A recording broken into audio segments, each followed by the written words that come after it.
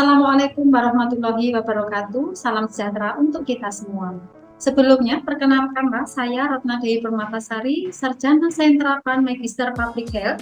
Saya adalah salah satu dosen dari Prodi D3 Kebidanan Setikes Insan Cendekia Medika Jombang dengan nomor NIDN 07 10 12 8507.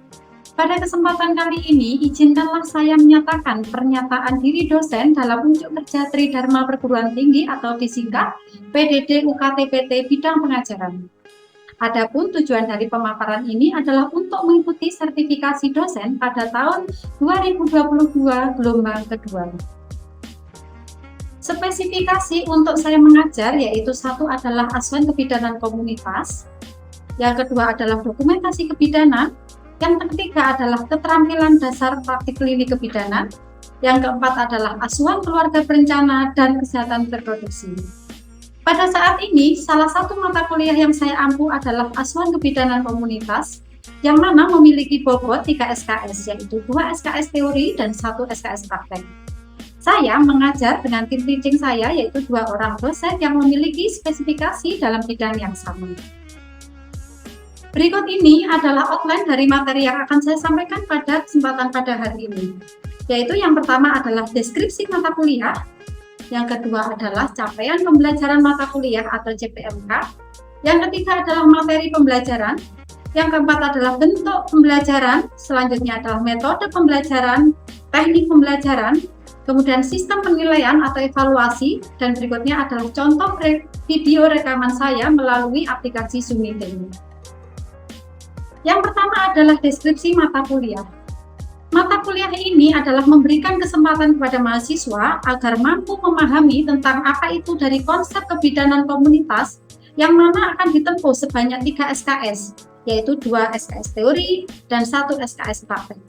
Mata kuliah ini dilaksanakan di semester 5 dengan kode mata kuliah BD 5021. Muatan atau bahan kajian dari mata kuliah ini sesuai dengan CPL, yaitu yang pertama adalah konsep kebidanan komunitas, yang kedua adalah model dan prinsip promosi, yang ketiga adalah promosi kesehatan dan kesehatan masyarakat dan primary health care, yang berikutnya adalah penyiapan metode promosi kesehatan, yang keempat adalah konsep pelayanan ibu dan anak, yang kelima adalah konsep kesehatan yang terkait dengan peningkatan status pelayanan KIH, dan juga sistem pelayanan jaminan kesehatan, dan ekologi manusia dan perilaku manusia atau culture awareness. Berikut ini adalah capaian pembelajaran yang bisa diperoleh oleh mahasiswa dalam asuhan kebidanan komunitas. Yang pertama adalah mahasiswa mampu untuk memahami tentang konsep pelayanan kebidanan komunitas. Yang kedua adalah mahasiswa mampu memahami masalah apa saja yang ada di kebidanan komunitas. Yang ketiga adalah mahasiswa mampu memahami konsep SDGs. Yang berikutnya adalah mahasiswa mampu memahami tugas dan tanggung jawab bidan di komunitas. Selanjutnya, mahasiswa mampu memahami aspek perlindungan hukum bagi bidan di komunitas.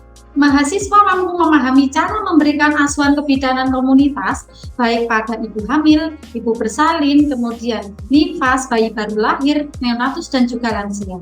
Selanjutnya adalah mahasiswa mampu memahami upaya peningkatan dan penggerakan PSM, yaitu peran serta masyarakat, dan juga mampu mengelola program pemerintah yang berkaitan dengan peran serta masyarakat di komunitas.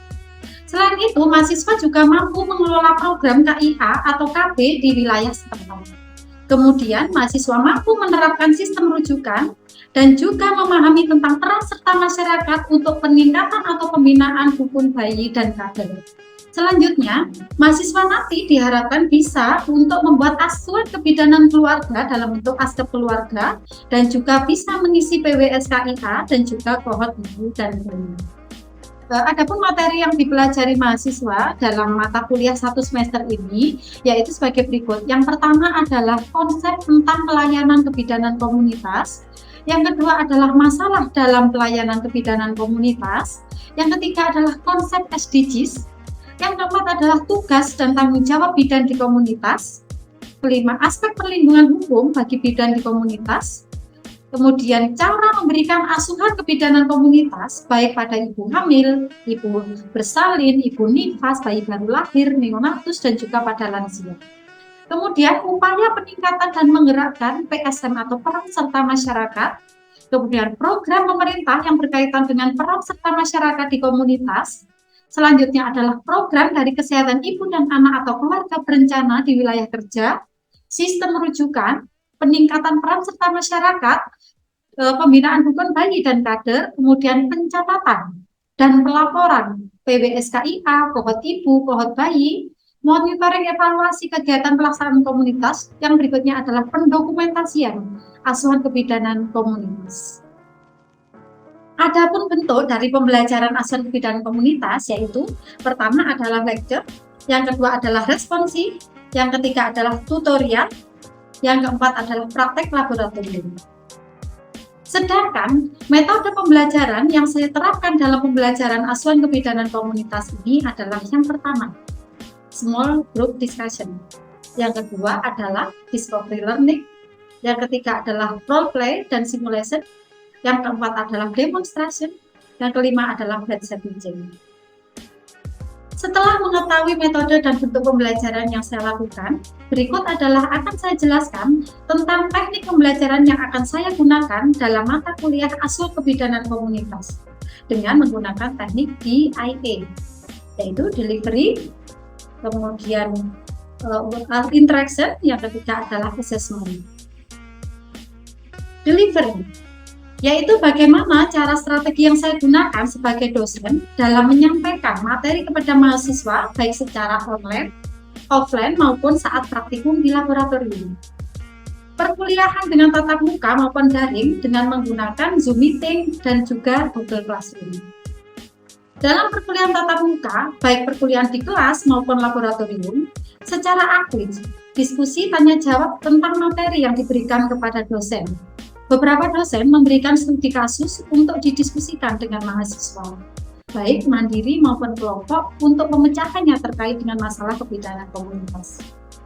Secara daring juga sama melalui Zoom Meeting atau juga Google Classroom yang dibuat oleh dosen, kemudian dosen mengupload ke dalam Google Classroom untuk materinya, kemudian mahasiswa diminta untuk mempelajari terlebih dahulu dalam fitur forum yang akan membuka diskusi untuk materi yang kurang jelas apabila ada pertanyaan dari mahasiswa.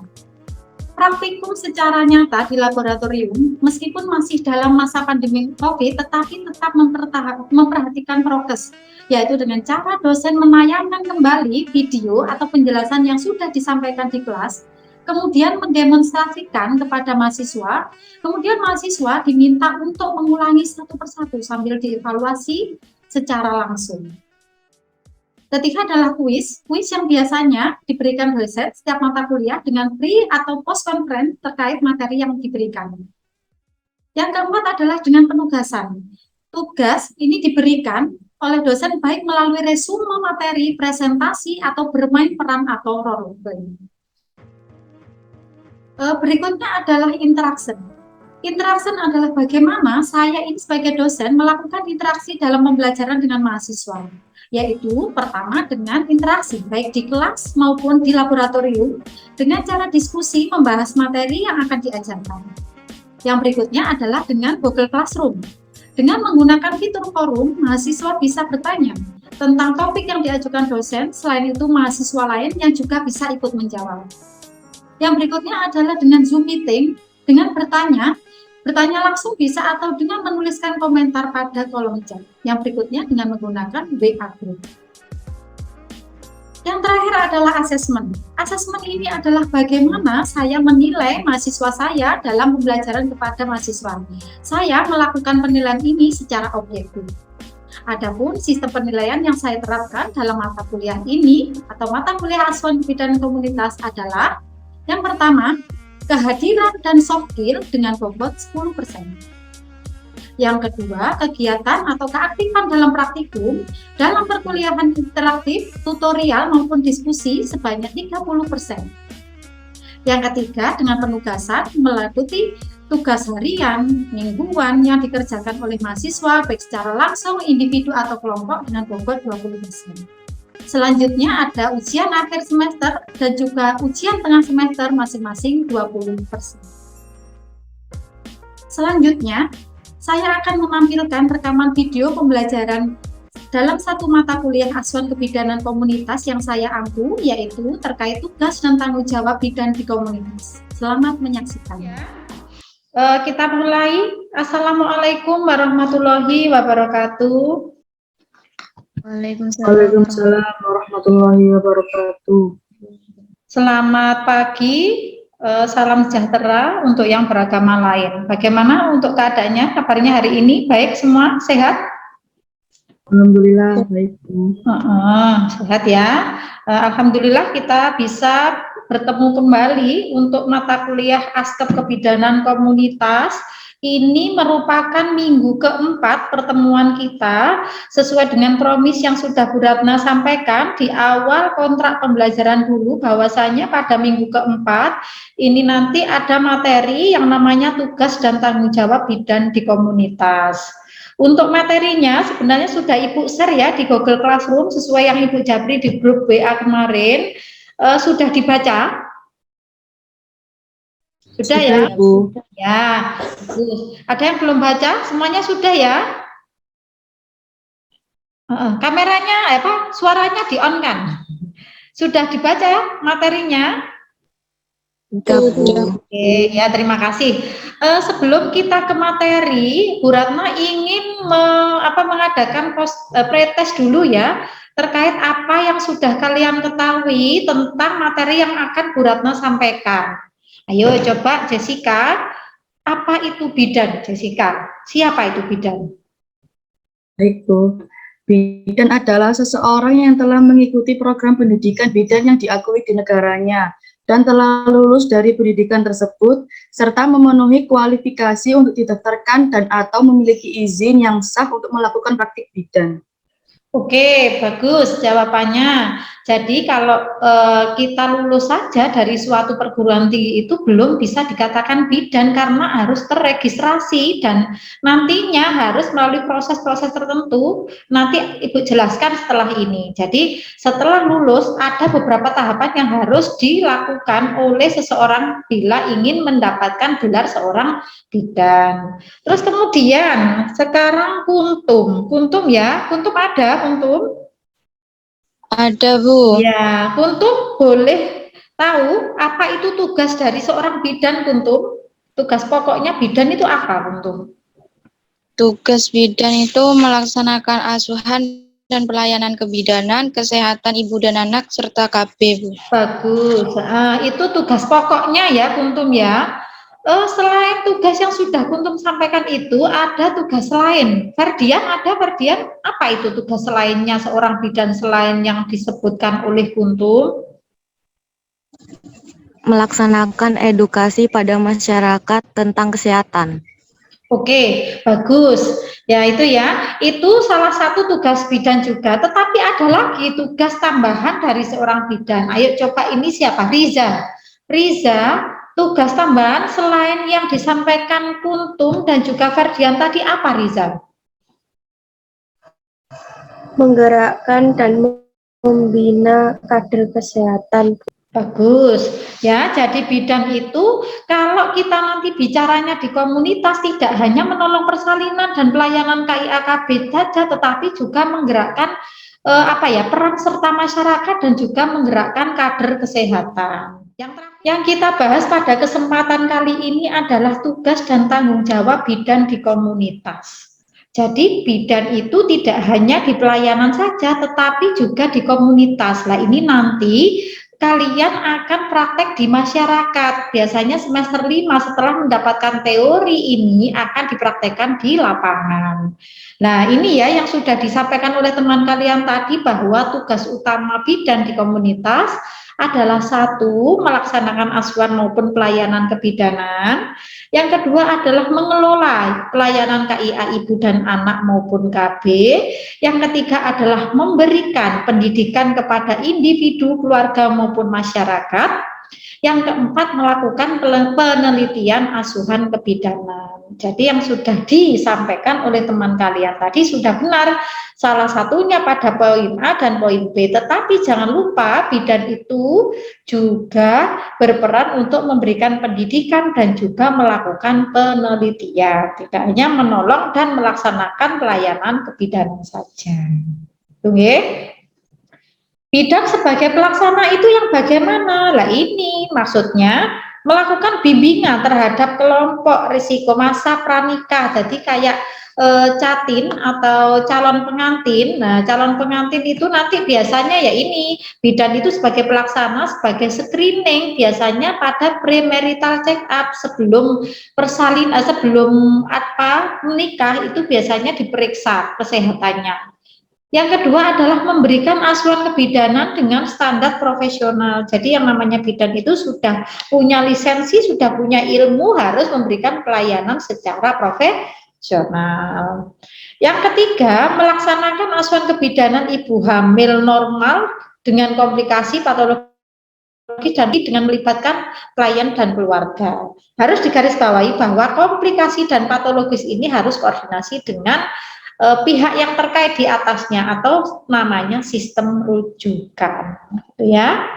Nah, yang D adalah melaksanakan asuhan persalinan normal juga. Tadi kehamilan, sekarang persalinan, bayi baru lahir, kemudian balita, dan juga lansia, kesehatan reproduksi. Jadi bidan itu menyeluruh mulai dari pranikah atau remaja, kemudian hamil, setelah hamil kemudian bersalin, setelah bersalin nifas, nifas BBL, neo, kemudian kesehatan reproduksi, dan juga melaksanakan asuhan kebidanan komunitas melibatkan klien keluarga, pelayanan KB, yang terakhir adalah melaksanakan pendidikan kesehatan di dalam pelayanan kebidanan. Jadi selain itu tadi, jadi seluruh siklus kehidupan wanita itu di-cover oleh bidan. Ya, jadi semua mulai dari pranikah sampai dia nanti KB itu bidan semua tanggung jawabnya, dan juga ditambahkan pendidikan kesehatan dalam bentuk penyuluhan kesehatan atau edukasi kesehatan, ya. Tuh. Terus kemudian ini ada lagi, kalau tadi pelaksana, sekarang pengelola. Apa pengelola? Lah, selain melaksanakan asuhan kebidanan, dia juga mengelola KIA dan KB. Apa perannya? Ya ini sebagai pengelola kegiatan kebidanan di unit KIA, puskesmas, polindes, posyandu, dan praktek bidan. Dan juga sebagai pengelola bidan memimpin dan mengelola bidan lain, ini BIKOR itu loh ya, atau tenaga kesehatan yang pendidikannya lebih rendah. Jadi kalau di puskesmas ada yang namanya bidan koordinator, itu yang mengepalai atau kepala sukunya bidan-bidan yang ada di puskesmas itu namanya BIKOR atau bidan koordinator. Karena fungsi bidan sebagai pengelola KIA atau KB. Nah ini fungsi yang lainnya yaitu mengembangkan pelayanan kesehatan masyarakat, terutama pelayanan kebidanan untuk individu, keluarga, kelompok khusus, dan masyarakat di wilayah kerja dengan melibatkan keluarga dan masyarakat. Kemudian berpartisipasi dalam tim untuk melaksanakan program kesehatan dan juga program sektor lainnya yang melibatkan lintas sektor. Biasanya bekerjanya itu dengan Pak Lurah, Pak Camat, dan juga perangkat desa untuk meningkatkan kemampuan misalkan pembinaan dukun bayi, membina kader yang ada di desa. Jadi tidak hanya menolong persalinan di rumah sakit saja, tetapi nanti bagaimana sih cara bidan ini sebagai leader supaya untuk memberikan pelatihan pada dukun bayi. Oh nanti bersalinnya di bidan, bayinya di mbah dukun yang memandikan, itu koordinasi. Kadernya juga diajari cara penimbangan bagaimana, mengisi KMS bagaimana, itu ya peran bidan. Lanjut. Selanjutnya sebagai pendidik. Pendidik ini adalah melaksanakan bimbingan, penyuluhan, pendidikan pada klien masyarakat dan nakes termasuk siswa bidan ya, kader dukun bayi yang berhubungan dengan KIA dan KB. Jadi kalau nanti kamu itu sudah disebut seorang bidan ya mampu sebagai pendidik, tidak hanya mendidik di pendidikan tetapi pendidik kepada mereka yang memang perlu informasi dari seorang bidan, baik itu nakes yang lain, kader, dukun dan lain sebagainya ya. Jadi Bu Bidan selain skill, knowledge juga harus main karena nanti sebagai pendidik. Yang terakhir adalah melaksanakan penelitian secara mandiri atau bekerja sama dengan tim peneliti tentang ASKEP, dan dasar-dasar penelitian perlu diketahui oleh bidan seperti pencatatan, pengolahan, dan analisa data. Jadi supaya ada suatu kebaruan harus ada suatu yang namanya penelitian. Nah, bidan harus bisa atau mampu melakukan penelitian supaya ada inovasi terbaru terhadap pelayanan kebidanan yang dilakukan. Kalau dulu misalkan memotong tali pusat, kemudian setelah memotong dikasih betadin, dengan adanya ilmu terbaru, penelitian terbaru sekarang cukup dengan kasa kering saja. Nah, itulah maksud dari bidan sebagai peneliti. Secara sederhana, bidan dapat memberikan kesimpulan dan hipotesa atas hasil analisisnya. Berdasarkan data ini, dapat menyusun rencana dan tindak lanjut terhadap permasalahan yang dihadapi oleh bidan. Kira-kira dari sini ada yang disampaikan dulu atau lanjut? Lanjut ya. Bagaimana? Ya, dijawab aja. Lanjut? Lanjut. Oh ya, oke. Ini ya, jadi kalau tadi sudah ada bidan sebagai pelaksana, pengelola, kemudian sebagai peneliti, pendidik. Sekarang keterampilan dasar bidan di komunitas itu apa sih yang harus dimiliki seorang bidan? Nah, ini satu, yaitu melakukan pengelolaan pelayanan ibu hamil ya, pelayanan ibu hamil, nifas, laktasi, balita dan KB. Yang kedua, mengidentifikasi status kesehatan ibu dan anak. Yang ketiga adalah melakukan pertolongan persalinan, mengelola polindes ya, polindes yang ada di desa, melaksanakan kunjungan rumah. Ya, biasanya bidan itu menjemput bola. Jadi ibu hamil didatangi, ibu nifas didatangi karena ibu biasanya tidak ada yang mengantar untuk datang ke tenaga kesehatan. Yang terakhir adalah melakukan penggerakkan peran serta masyarakat, dalam hal ini kader.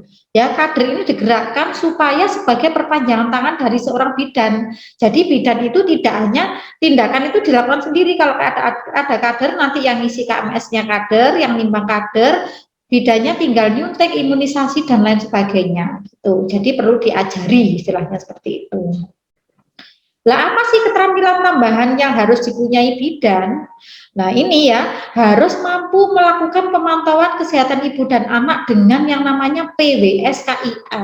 Apa itu PWS-KIA? Salah satu bentuk laporan ya, yang isinya adalah pemantauan wilayah setempat untuk KIA. Yang kedua adalah melakukan pembinaan dukun bayi. Jadi dilatih dukun bayinya bagaimana sih cara memotong tali pusat yang benar, jangan pakai bambu. Nanti diajari caranya, dikasih alatnya. Jangan-jangan nanti bersalinnya tiba-tiba ke dukun biar bisa tidak terjadi infeksi. Yang berikutnya mengelola dan memberikan obat-obatan sesuai dengan kewenangannya dan menggunakan teknologi kebidanan yang tepat guna. Jadi kalau ada ilmu terbaru dari penelitian yang memang bisa digunakan, bidan boleh menggunakannya. Terkait tugas tambahan ini, yaitu ada lagi yang namanya upaya memperbaiki kesehatan lingkungan, biasanya PHBS, berhubungan dengan PHBS. Mengelola, memberikan obat sesuai dengan kewenangannya, tetapi di sini perlu diketahui ada yang catatan obat-obat sederhana. Tidak boleh obat yang terlalu rumit, itu ranahnya dokter kalau sudah ke penyakit. Surveillance penyakit yang timbul di masyarakat, menggunakan teknologi yang tepat guna. Jadi kalau sudah ranahnya dokter jangan dipegang karena itu bukan wewenang kamu, gitu ya. Ini terkait yang sudah Ibu sampaikan bisa dibaca bahwasanya fungsi dan tanggung jawab bidan tadi, Ibu ulangi lagi bahwa peran pelaksana yang kedua adalah pendidik, yang ketiga adalah peneliti, yang keempat adalah pengelola, gitu ya. Nah, ini fungsi bidan di wilayah kerja. Jadi kalau kalian nanti setelah lulus kok ditempatkan di desa, apa yang kalian lakukan? Nah, ini ya sebagai fungsi pelaksana itu apa ya? Memberikan pelaksanaan kesehatan, pelayanan kesehatan kepada masyarakat ya. Terus kemudian fungsi yang lain apa ya? Ini menggerakkan dan membina peran serta masyarakat, terutama membina kader dan dukun bayi. Kalau masih ada ya, untuk Putri di luar Jawa masih ada dukun bayi, Putri? Enggak ada, Bu. Masih, oh ya, oke. Jadi nanti peran bidan seperti itu. Terus kemudian membina kelompok dasawisma di bidang kesehatan. Dasawisma ini kelompok yang dibentuk di desa biasanya, perpanjangan tangan dari nakes. Membina kerjasama lintas program dan lintas sektor. Biasanya kita bekerja sama dengan pemuka agama, tokoh masyarakat. Kalau kita punya suatu program, biasanya masyarakat itu kan percayanya sama ya petugas desa. Lah kita harus menggandeng petugas agama, pemuka agama, kemudian petugas yang ada di desa yang berpengaruh, misalkan Pak Lurah ataupun Pak RT, untuk bisa menyampaikan informasi kesehatan kepada masyarakat. Kemudian melakukan rujukan medis dan juga mendeteksi secara dini adanya efek samping kontrasepsi serta adanya penyakit lainnya. Ya, di-on-kan aja suaranya ya. Sekarang saya tanya ya, kalau sudah paham terkait materi, karena tadi kita sudah pre-test, sekarang kita post-test ya. Putri coba. Mungkin ada yang ditanyakan atau bagaimana? Iya, Bu, saya mau bertanya. Kayaknya mau tanya dari tadi. Silahkan kalau lainnya atau siapa selain Putri atau siapa ada yang tanya? Saya, Bu. Putri, ya monggo silakan. Bu, saya mau bertanya terkait tugas dan fungsi bidan sebagai pelaksana atau asuhan pelayanan kebidanan, Bu. Iya.